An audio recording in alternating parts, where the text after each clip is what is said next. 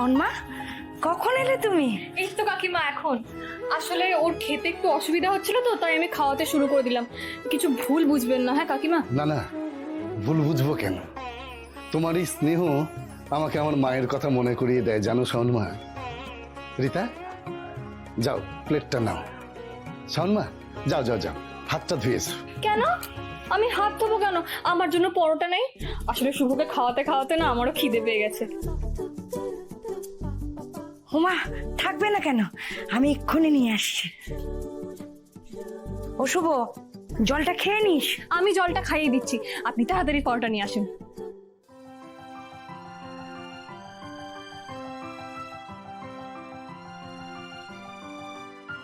কি হলো, ড্যাব ড্যাব করে তাকিয়ে আছো কেন? শুভ, তুমি যতদিন না সুস্থ হচ্ছ আমি রোজ আসবো তোমার যত্ন নিতে।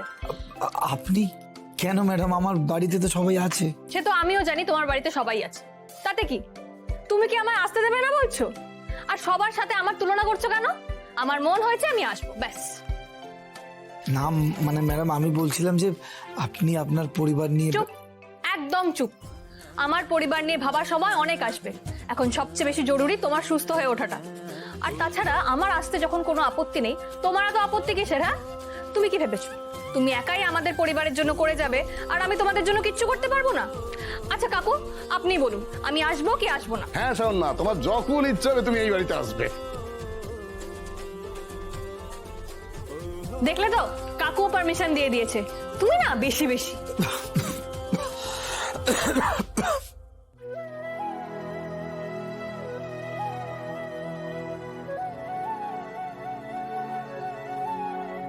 শাওন মা হয়েছে ঠিক ওর মায়ের মতো, অন্যের কষ্টে সেও কষ্ট পেত।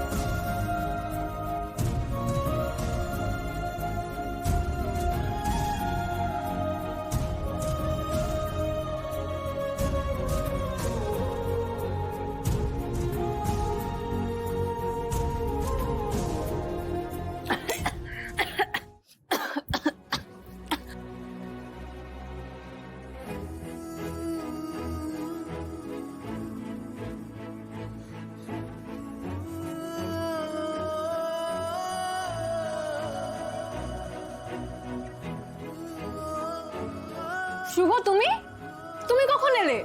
আচ্ছা, আমি কি দুপুরে তোমার বাড়ি যাব? শাওন, এই, তুমি আমার নাম ধরে ডাকছো কেন? তোমাকে এই সাহসটা কে দিল? হ্যাঁ, আমি তো দিইনি। আমি তোমার সাথে একটু বেশি কথা বলি বলে তুমি এটা ভেবো না আমি তোমাকে আমার নাম ধরে ডাকার অধিকার দিয়ে দিয়েছি। তুমি আগে যেমন আমাকে ম্যাডাম বলে ডাকতে, এখনো তাই ডাকবে, বুঝেছো? শাওন, শাওন। ইডিয়েট।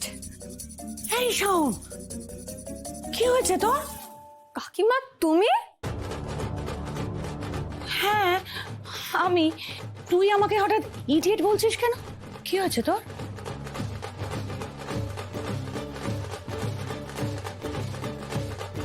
কই, আমার কিছু হয়নি তো, এই দেখো না আমি একদম ঠিক আছি। হ্যাঁ, সে তো আমি দেখতেই পাচ্ছি। আমি যখন থেকে এখানে এসেছি তুই শুধু শুভ শুভই করে যাচ্ছিস। তুই বলছিস তুই ঠিক আছিস। তুই কেমন ঠিক আছিস সেটা আমি পরিষ্কার বুঝতে পারছি। তাড়াহুড়ো করে কোনো সিদ্ধান্ত নিলে সেটা আপনার উদ্দেশ্য পূরণ হবে না।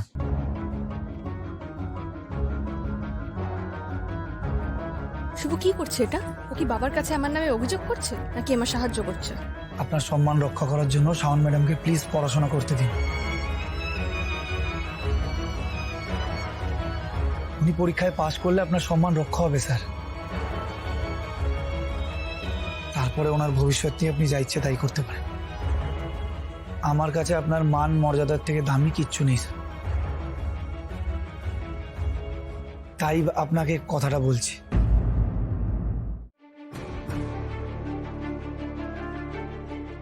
জানি না ভবিষ্যতে শাওন ম্যাডামের এটা কতটা কাজে লাগবে, তবে আপনার পেছনে যারা আপনার নামে বাজে কথা বলছে, নিন্দে করছে, তাদের মুখ বন্ধ করে দেওয়ার জন্য এর থেকে ভালো উপায় কিচ্ছু নেই স্যার। বাকিটা আপনার সিদ্ধান্ত। যদি শিক্ষামন্ত্রী নিজেই তার মেয়েকে ঠিক করে শিক্ষিত করতে না পারেন, তাহলে রাজ্যের ছাত্রছাত্রীদের কিভাবে শিক্ষা দেবেন? দেশ ও পড়াশোনা করুক।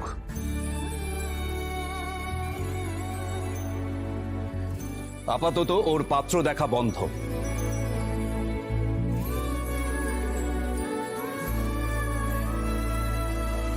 কিন্তু কিন্তু শুভ, শুধুমাত্র তোমার অনুরোধেই কিন্তু আমি আমার সিদ্ধান্ত বদল করলাম। তুমি দেখো এই বছরটা ও যেন মন দিয়ে পড়াশোনা করে, পরে কিন্তু তোমার কোনো রিকোয়েস্ট আমি রাখতে পারবো না। ঠিক আছে স্যার, তবে ভালো রেজাল্ট করার জন্য ম্যাডামকে একটা ভালো জায়গায় টিউশন নিতে হবে, তাহলে ম্যাডাম শিওর পাস করবেন স্যার। না না, টিউশন করতে অন্য কোথাও যেতে হবে কেন? তোমার বোন তো টপার, কলেজের টপার, ও গিয়ে ওর কাছে পড়াশোনা করবে। আচ্ছা ঠিক আছে স্যার, আমি বোনকে বলে দেবো, কাল থেকে এসেও ম্যাডামকে পড়াবো। না, বলবে না, তার কোনো দরকার নেই। যার দরকার সে নিজে গিয়ে তোমার বোনের কাছে পড়াশোনা করবে।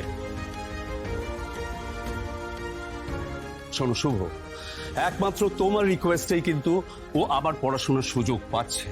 তাই তুমি দেখবে ও যেন এবছরটা মন দিয়ে পড়াশোনা করে, পরে কিন্তু আমি কোনো রকম অনুরোধ আর রাখতে পারবো না।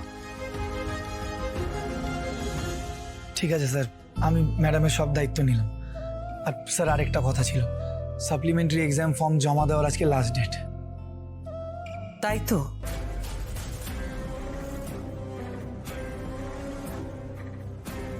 আজকেই তো লাস্ট ডেট বীরু।